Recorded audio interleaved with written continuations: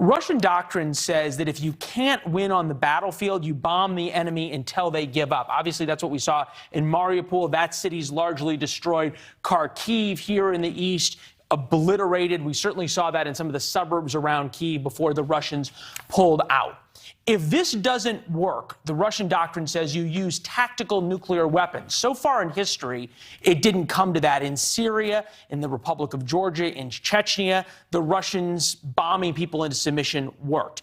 But right now, very clearly, Marnie, Putin wants the world to think that if this plan doesn't work, he is willing to resort to even more violence to get his way. Right. And we're seeing, Leland, President Zelensky taking that threat seriously, telling people, not just in Ukraine, but elsewhere, be ready for that threat. And as Russian attacks advance in the east, Ukrainians are preparing for the possibility of nuclear war. The president even called for Ukrainians to stockpile radiation pills in the event of a nuclear bombing. I want to head live now to Ukraine, where I'm joined by Inna Sovsun. She is a member of Ukraine's parliament. Inna, we appreciate your time tonight. Thank you. Thank you for having me. I want to begin with the situation, this second phase in the Donbas region. I spoke with a senior fellow at the Hudson Institute earlier tonight on what we're seeing with the Russian forces right now. And I asked him in the second phase of war if Ukraine can win that battle in Donbas. Let's listen to what he had to say. Within a week, next several days, you're going to see the final set of assaults on Mariupol. Eventually, the Russians are going to just rebelize as much of Mariupol as they need to in order to dominate the city. And really, that's going to complete the link up between Crimea and the Donbas region and give essentially what we would call a land bridge from Russia over to Crimea.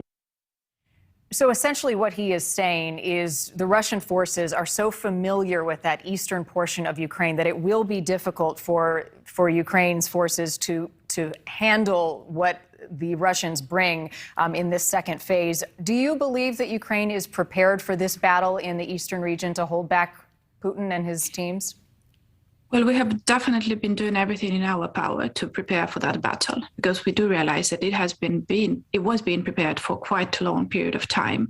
Ever since the Russians were pushed out of Kyiv region and Chernihiv region on the north of Ukraine, they have been preparing for this battle on the east, but so have been we.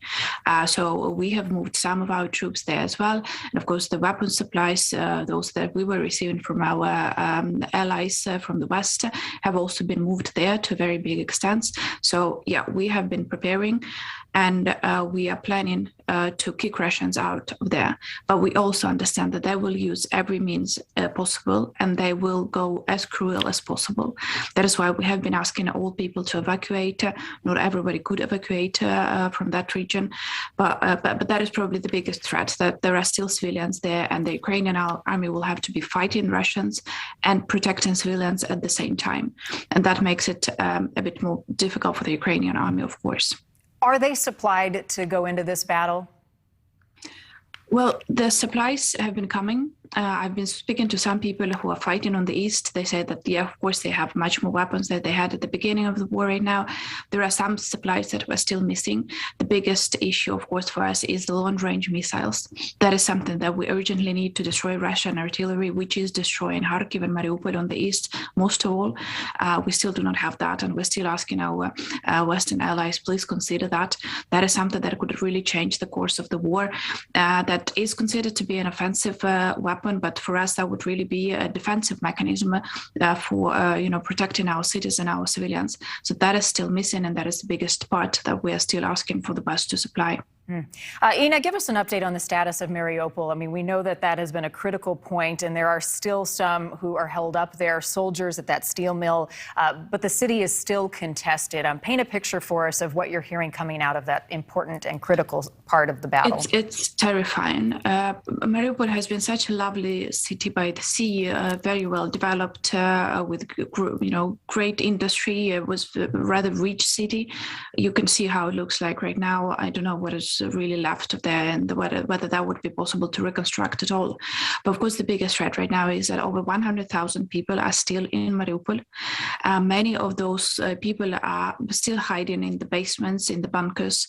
Many civilians are hiding in the industrial area of Azovstal plant. That is also where Ukrainian army is being, taken controlling that area as well. And last night, and we're 6 a.m. here in Kyiv, so about 6 to 8 hours ago, we have seen some terrifying images of huge bombs thrown into Azovstal, which is again industrial plant in Mariupol, where Ukrainian army has been, staying, and huge explosions over there. We don't know the number of casualties, but that is what the Russians have been basically saying they would do. They would throw with the biggest bombs possible. They have already tried using some sort of chemical weapons over there, so they're just doing everything possible just to kill everybody there. And you have to realize that over there in Azovstal industrial plant, there are not only military, there are many civilians, many children are, taking a hide in there, and they don't care about that. They are planning to kill all of them if they're not stopped. Inna Sovsun, a member of Ukraine's parliament, thinking about you tonight as you all embark on this next major battle, setting up to be one of the worst. And as you mentioned, the innocent lives being lost in the process. We should not forget that every day. Appreciate your time tonight. Thanks for watching. Click the red subscribe button below so you can get more of NewsNation's fact-driven, unbiased coverage.